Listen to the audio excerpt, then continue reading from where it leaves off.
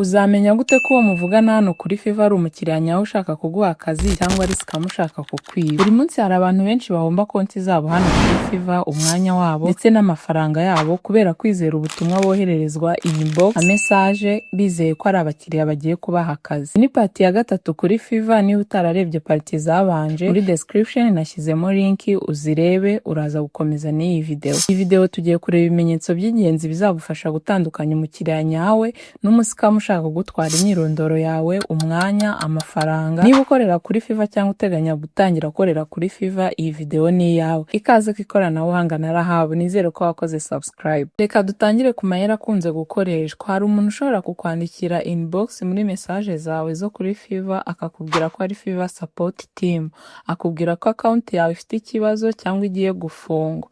Nyuma yaho agusaba gukora verification, kandi iyo verification ibigizwe na link isa rwose ni ya Fiverr, ariko si Fiverr nyayo. Fiverr nyayo link yayo ndaza kuyibereka, kuko igusaba credit card, ikagusaba na ID, ikagusaba password, ikagusaba na email. Ibyo bintu ntukabyizere, iyo ntabwo ari Fiverr.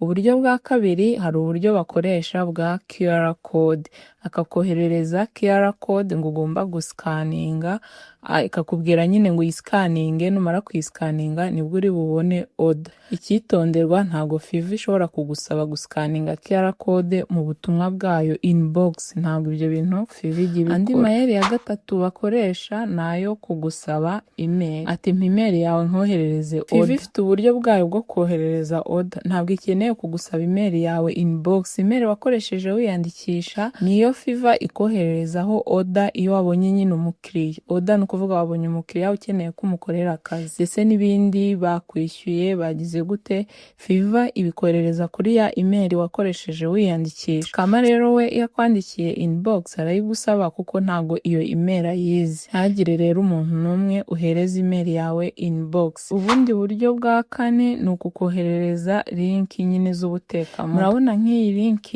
iyi ni iba yaturutse kuri Fiverr, iri legit nyine iremewe, www.fiverr.com/order/ iyi niyo email yemewe iba yaturutse kuri Fiverr. Naho iyi ngiyi y'abaskama akwereka ko yashyizemo akantu ka Fiverr, urabona harimo payment n'izindi domain zitari iziturutse kuri Fiverr. Link ya Fiverr yemewe iturutseho order ni iyi ngiyi. Ikindi, kuvuganira hanze ya Fiverr, umukiriya araza akakwandikira akubwira ngo tujye kuri Telegram cyangwa kuri WhatsApp ndetse n'ahandi.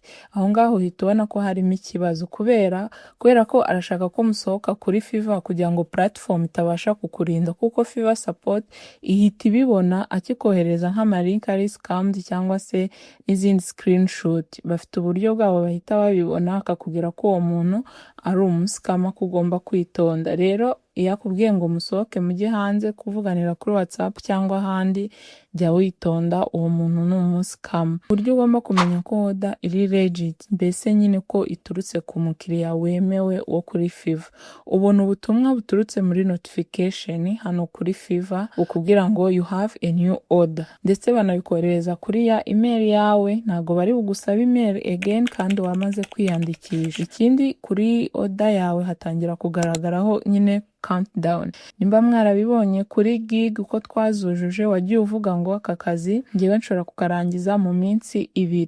Umuntu najya gukora order akaba ya makinze order, ikimara kuba active, umukiriya we already aba yamaze kwishyura amafaranga yawe. Fiverr ibi yafite itangira gucountinga down, igatangira kubara amasaha, hasigaye iminsi kugira ngo ako kazi karangire, Fiverr ikoherereze amafaranga yawe. Kubireba ujya hano muri manage order, hagaragara nyine order ziri active. For now ntayo mfite, ariko turebe nk'ingi na completed.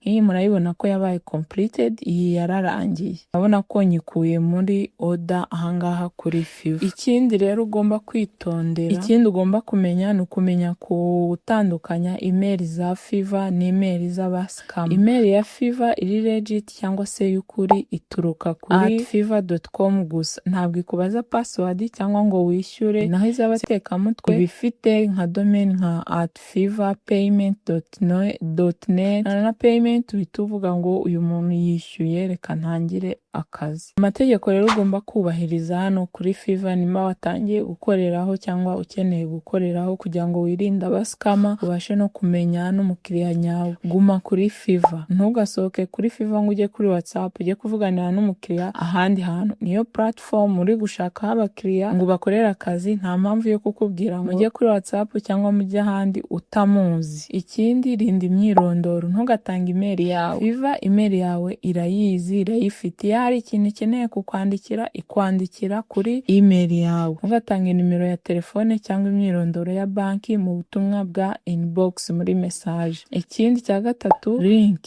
Ntugakande link zose ubonye muri message inbox yawe kuri Fiverr cyangwa se ngo uscanning QR yoherejwe muri message yawe. Ushobora kugutwarira account cyangwa se bakagutwarira n'indi myirondoro bakajya bayikoresha mu bindi. Ikindi, reba dashboard. Ntugatangira akazi utarabona ko muri order hari order iri active. Icyo wakora rero ubonye umusikama uri kukwandikira, ntukamusubize. Fiverr akenshi ihita ibibona uwo muntu ikabikubwira, wenda n'ubwa mbere muvuganye cyangwa se ari kukubwira ibintu bidasobanutse, ikagusaba nimba bamubloka cyangwa bagenza gute. Iyo ubibonye rero mbere, ushobora gukanda kuri report hano cyangwa se ukadeletinga cyangwa se ukamubloka kugira ngo ataguma n'ubundi asikaminga n'abandi. Fiverr support ibihari rwose ngo igufasha, ariko hari igihe wowe ubibona mbere. Mu rwego rero rwo kwirinda, ushobora kumubloka cyangwa ukamuripotinga cyangwa ukadeletinga.